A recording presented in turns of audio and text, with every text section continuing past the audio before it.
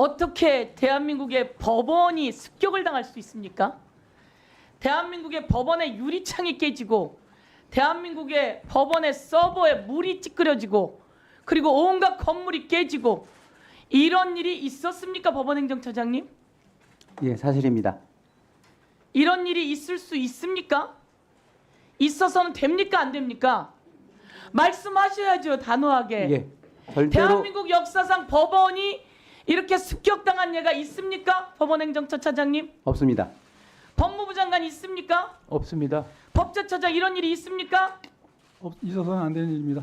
있어서도 안 되고 있을 수도 없는 일이고 있지도 않은 일이에요. 세계 OECD 국가 중에서도 이렇게 법원이 침탈당한 사례는 없습니다. 그리고 법원행정처장님, 법원에 있는 관계자들이 못 들어오게 막다가 옥상으로 대피했다고 했습니다. 방화벽까지 쳤다고 했습니다. 얼마나 무서웠겠습니까? 그 영상을 한번 보도록 하겠습니다. 그 영상이 얼마나 무서웠는지 훨씬 더 많은 영상이 있습니다. 틀어봐 주세요. 유리문을 소화기로 부수려고 하고 영장을 발부한 판사 이름을 크게 부르며 찾기 시작합니다. 판사가 있는 곳으로 들어가는 경우예요.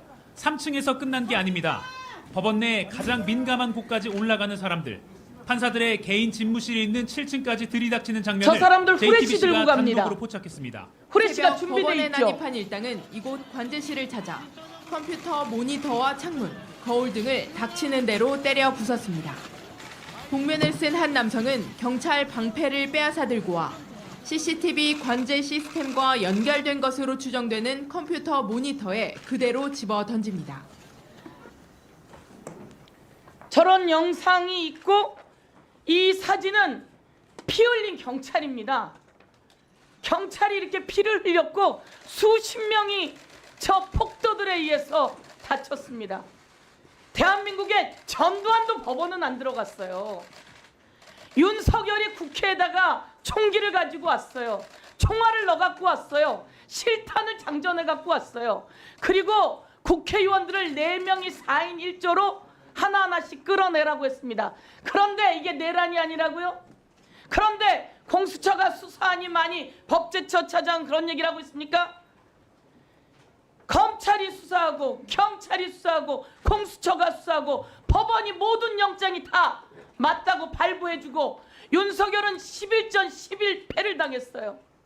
법꾸라지 윤석열이 법을 안다고 온갖 짓을 다 하고 구속영장 적부심까지 했는데 구속영장 적부심에서 윤석열이 패배를 당했어요.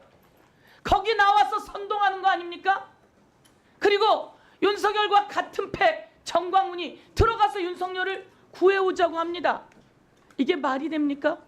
저렇게 법원이 당할 때 법원에 있는 한 사람이라도 다쳤으면 어쩔 뻔했습니까? 이에 대해서 철저히 법적 처벌을 요구하시겠습니까? 예, 그리고 이들은 폭동입니다. 폭동. 맞습니까? 맞습니다. 폭동이고 이를 선동한 자가 있어요. 이를 선동한 자 윤상현. 법원의 담을 넘어가서 젊은이들이 체포당했어요. 곧 훈방 조치될 겁니다. 이 말을 들은 모든 사람이 무슨 일이 일어나겠습니까? 법원으로 가자. 그들을 구하자. 가서 습격하자. 차은경 잡자. 이 선동을 누가 하는 겁니까? 국민의힘 윤상현이 하고 있고 그리고 미국으로 갔어요. 이 윤상현 잡아서 처벌해야 합니다. 권성동 대표 경찰에게 책임이 있다고요? 도대체 이게 대한민국 여당의 원내대표가 할 소리입니까? 그리고 이때다 싶어서 이재명을 거들먹거려요? 아닌 건 아니고 틀린 건 틀렸다고 말해야 되는 거 아닙니까? 이게 아닌 건 아니고 틀린 건 틀렸다고 말하고 국민 앞에 사과해야 되는 거 아닙니까? 대한민국의 법원이 습격당한 적이 있어요? 자, 7층입니다. 7층에 판사들이 있는지 판사 집무실이 있는지 저도 몰라요. 판사 집무실이 있는 걸 알기가 쉽지 않습니다. 그리고 그 문을 깼어요. 그리고 차은경을 찾아 들어갔어요. 차은경 판사가 있었으면 무슨 일이 생겼겠습니까? 또 증거를 지우기 위해서 CCTV 관제실로 들어갔어요. 관제실 상황은 어떻습니까? 일단 CCTV는 방제실과 당직실 두 군데 비치가 되어 있는데요. 일단은 시위대가 가장 먼저 들어온 것이 당직실을 통해서 들어왔고요. 당직실을 점거하는 과정에 있어서 CCTV를 훼손하는 영상이 언론을 통해서 보도된 바 있습니다. 그리고 저희가 이 직후에 현장을 봤었을 때 CCTV가 손상이 됐고요. 현재 그것을 복원하기 위해서 절차를 진행을 하고 있습니다. 법무부 차관님, 네. 소화기로 문을 때려 부숩니다. 그리고 관제실을 들어가서 물을 붓고 증거를 인멸하려고 하는 사람들이 평범한 사람들이 욱해서 저지른 일이라고 생각하십니까? 일반적인 상황은 아닙니다. 그리고 일반적이지 않고 그 7층에 판사가 있는 곳에 그냥 핸드폰 후레쉬가 아니라 진짜 후레쉬를 들고 갑니다. 찾아갈 것을 준비했다. 전 이렇게 생각하는데 어떻게 보십니까? 네, 기본적으로 그 사건에 대해서는 대검에서도 이 사안은 이 법치주의와 사법체계 근간을 훼손하는 중대 범죄다. 그래서 철저하게 수사를 하겠다라고 지시를 한 것으로 알고 있고 이 사안의 엄중함을 고려해서 수사기관에서 사실관계 명확하게 규명할 것으로 생각하고 있습니다.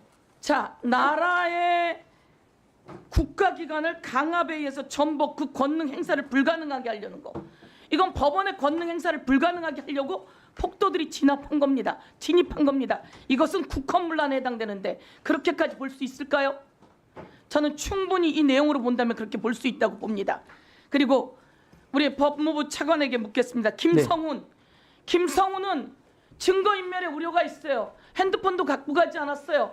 법제처장이 갔던 안가에 증거들을 다 인멸할 우려가 있어요. 그리고 다시 복귀하게 되면 경호관들을 억압할 가능성이 너무 높아요. 그리고 영장 집행을 가로막은 자입니다. 그런 자에게 체포영장, 구속영장을 다시 검사가 반려했다고 하는 것은 검찰 내에 있어서는 안 될 행위가 일어났다고 생각하고 이에 대해서 철저히 조사해 주기 바라겠습니다. 네, 담당 검사는 도주와 증거인멸 우려가 없고 재범 위험성이 높지 않다는 이유로 영장에 대해서 청구를 하지 않은 것으로 알고 있는데 사실관계는 한 번 더 확인해 보도록 하겠습니다. 자, 위원장으로